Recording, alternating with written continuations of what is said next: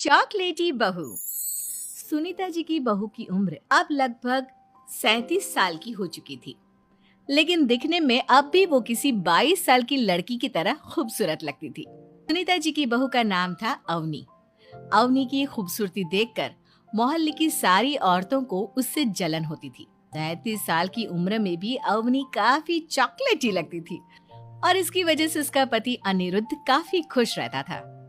अरे अवनी, हमारी पड़ोसन कल कह रही थी, सुनीता जी आपकी बहू को देखकर तो लगता ही नहीं कि 37 की हो गई है।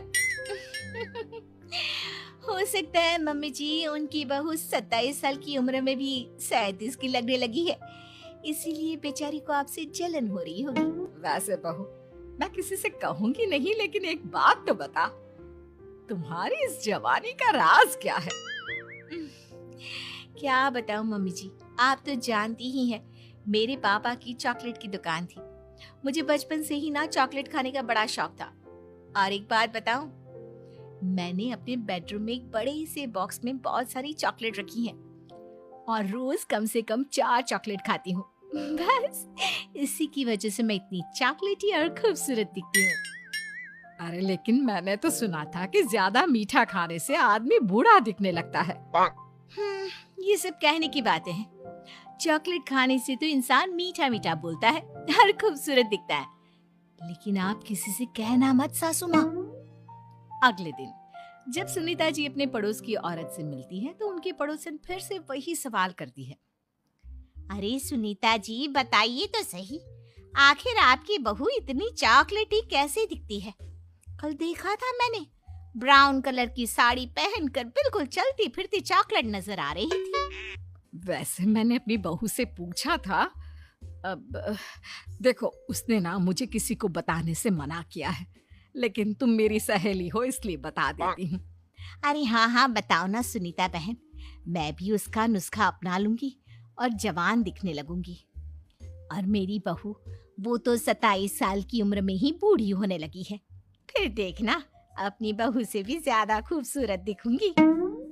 मेरी बहू ने बताया था कि वो भर भर की चॉकलेट खाती है, लेकिन देखो तुम किसी को बताना मत। हाँ। जवान और खूबसूरत दिखने के चक्कर में सुनीता और उसकी पड़ोसन दोनों मिलकर खूब चॉकलेट खाने लगते हैं, लेकिन ये बात वो दोनों किसी को नहीं बताती। कुछ दिनों के बाद, कुछ दिनों से पैर में बहुत दर्द हो रहा है। हाँ, मेरे भी पैर बहुत दुखते हैं। जब से चॉकलेट खाना शुरू किया है तब से ही ऐसा हुआ है। जवानी तो दूर, मेरे तो चेहरे की स्किन लटक कर नीचे आ गई है। कुछ दिनों के बाद, अनिरुद्ध बेटा, मैं डॉक्टर से ब्लड शुगर चेक करवाने गई थी, मुझे तो डायबिटीज हो गई है। मम्मी, लेकिन कुछ दिन पहले तो आप बिल्कुल ठीक थी, अचानक आपको डायबिटीज कैसे हो गई? आप तो मीठा भी कम खाती हैं। हाँ हाँ, मैं कहाँ मीठा खाती हूँ, लेकिन पता नहीं डायबिटीज कैसे हो गई। सुनीता अपने बेटे अनिरुद्ध से चॉकलेट खाने वाली बात को छुपा लेती है और अपनी पड़ोसन सहेली के पास जाती है। अरे क्या बताऊं बहन, चॉकलेट खाने के चक्कर में जवानी तो आ नहीं रही, डायबिटीज की बीमारी लग गई।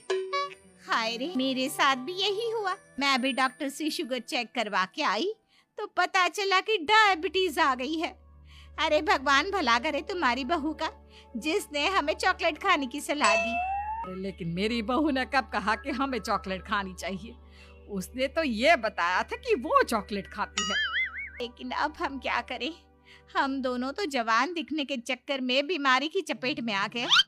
तुम कहो तो मैं अपनी बहू से ही इसका इलाज पूछ लेती हूँ। अरे वो तो इतना चॉकलेट खाती है, उसे भी तो डायबिटीज हुई होगी ना, तो वो भी तो अपना ध्यान रखती होगी। अरे रहने दो रहने दो, तुम्हारे चक्कर में लेने के देने पड़ जाएंगे।